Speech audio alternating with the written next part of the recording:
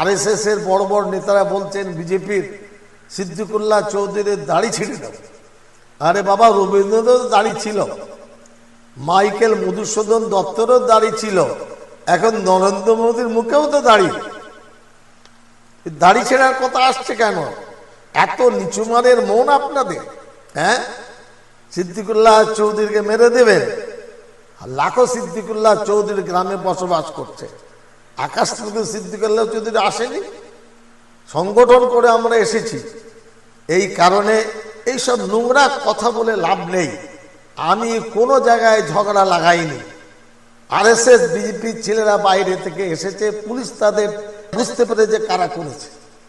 কোন মুসলমান জড়িয়ে থাকলে আমাদের আপত্তি নেই, কেন তারা জড়াবেন হিংসাত্মক ঘটনা নিয়ে?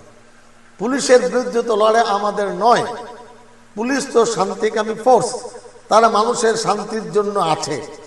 আন্দোলন করলেই মারামারি করতে হবে, ভালোভাবে করা যায় না।